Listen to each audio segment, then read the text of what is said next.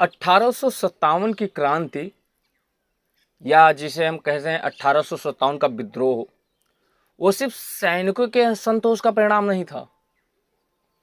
100 साल से अधिक हो चुके थे अंग्रेजों को भारत पर राज करते हुए। इस दौरान जो औपनिवेशिक कंपनियों का चरित्र था, उनकी शासन प्रणाली थी, उनकी नीति थी, उससे भारतीय जनता बहुत परेशान हो चुकी थी। क्योंकि औपनिवेशिक कंपनियां क्या करती थी कि वो शासन के साथ साथ यहाँ के सांस्कृतिक विरासत को भी नुकसान पहुंचा रही थी। उनका जो तौर तरीका था, जैसे जब आप पढ़ोगे, अच्छे से डिटेल में पढ़ोगे 1857 का विद्रोह, तो आप उसमें देखोगे एक छोटी छोटी बात को कैसे दर्शाया गया है कि औपनिवेशिक कंपनियों के जो चाटुकार होते थे, अब वो चाहे अंग्रेज हों या भारतीय हों, चाटुकार का अर्थ ये है कि वे लोग जो उनके नज़दीकी होते थे, नज़दीकी, जैसे जिनको हम आजकल की भाषा में कहते हैं कि हमें पता है तुम बड़े उनके चमचे हो, ठीक है।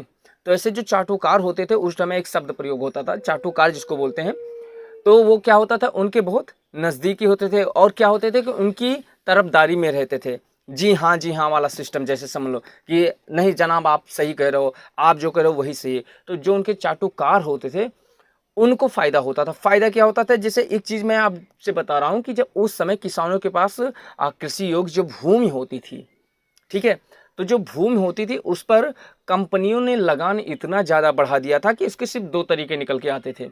या तो तुम कर्ज से डूब जाओ, कर्ज से इतना लगान इतना बढ़ा दिया था कि कर्ज से तुम डूब जाओगे और स्वतः ही अपनी जो भूमि है या अपना जो खेत है उसको तुम दे दोगे अंग्रेजों को।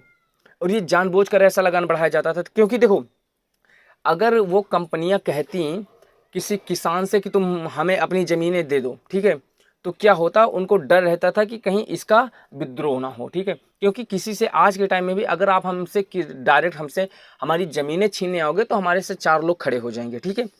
तो इसलिए दूसरा तरीका अपनाया जाता था कि लगान इतनी बढ़ा दी जाए कि वो स्वतः मजबूर होकर और ये बोलें कि हम कृषि करने योग्य अब नहीं बचे हैं, हमारे ऊपर लगान इतना बढ़ गया है, तो हमें माफ़ करने के लिए क्या कीजिए कि आप हमारी ज़मीनों को ले लीजिए। तो यही तरीका उस टाइम अपनाया जाता था ज़मीनों को हथियाने के लिए। अच्छा, ये ज़मीनें मिलती किन की थी? उन्हीं को मिलती थी जो अंग्रेज़ों के चाटुकार होते थे। तो ऐसी सारी चीज़ें, सांस्कृतिक विरासत को इतना नुकसान पहुँचाया जा रहा था, तो ये सारी चीज़ें पिछले बहुत टाइम से चल रही थी। तो जो यहाँ की जनता थी उसके लिए कंपनियों के प्रति आक्रोश बहुत पहले से भरा हुआ था, बहुत पहले से भरा हुआ था। लेकिन जब सैनिकों के साथ वो चर्बी वाले कारतूस वाली घटना हुई, तो फिर वह एक जन विद्रोह जो सुलगती आग थी उसमें चिंगारी का लगने का काम हुआ। यानी कि सिपाहियों ने उस सुलगती हुई आग में चिंगारी लगाने का काम किया और इतना बड़ा जन विद्रोह उभर कर सामने आ गया, जिसको हम 1857 की क्रांति के नाम से जानते हैं। तो इस प्रकार जब हम लोग पढ़ेंगे डिटेल में अच्छे से, तब हमें जाके ये पता चलेगा कि 1857 के विद्रोह का मुख्य कारण क्या था। क्योंकि जब आप किसी भी बड़ी परीक्षा में देखो, जब आपके कोई वनडे एग्जाम देते हो तो यही क्वेश्चन सही होता है। सही इसलिए होता है क्योंकि आपके पास 4 ऑप्शन मिलते हैं। उसने सवाल कर दिया कि 1857 की क्रांति का किसके कारण हुआ था, ऐसा आपसे प्रश्न पूछ लिया। आपके पास 4 ऑप्शन हैं, किसानों के कारण, महिलाओं के कारण, बच्चों के कारण या फिर सैनिकों के कारण। तो जब ऐसे 4 ऑप्शन आपके सामने आते हैं तब वहाँ सटीक आंसर सैनिकों के कारण ही होता है और हम लोग सैनिकों के कारण वाले ऑप्शन पे टिक करते हैं।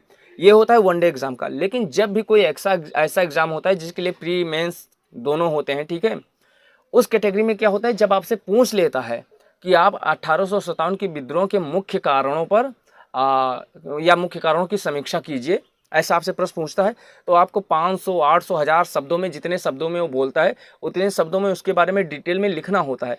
और तब आपको ज़रूरत पड़ती है कि आप अगर पढ़ के गए होंगे पूरा अच्छे से तभी कर पाएंगे, ठीक है। तो इस प्रकार अब हम लोग जो हमारा अगला टॉपिक होगा, अगला जो हमारा जी के पोर्शन में जो हमारा अगला टॉपिक है वो हमारा है 1857 की क्रांति, ठीक है।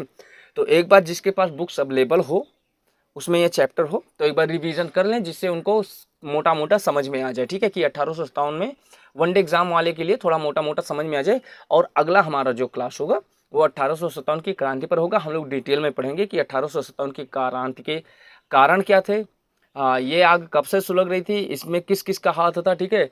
इसका परिणाम कैसे हो, और 1857 की क्रांति इतना बड़ा एक जन विद्रोह होने के बाद भी विफल कैसे हो गया, क्योंकि 1857 की क्रांति जितना बड़ा जन विद्रोह उभर कर सामने आया था, उतनी आसानी से सिमटने वाला नहीं था, लेकिन बहुत आसानी से माना जाता है कि अंग्रेजों ने इसको समाप्त करवा दिया, बंद करवा दिया। उस वक्त ऐसा लगता था कि इस विद्रोह के कारण अंग्रेज छोड़कर भाग ही जाएंगे। हालांकि फायदा बहुत हुआ था, 1857 की क्रांति के कारण ही देश में एक देशभक्ति की ज्वाला जो भड़की थी वो भड़क माना जाता है, ठीक है।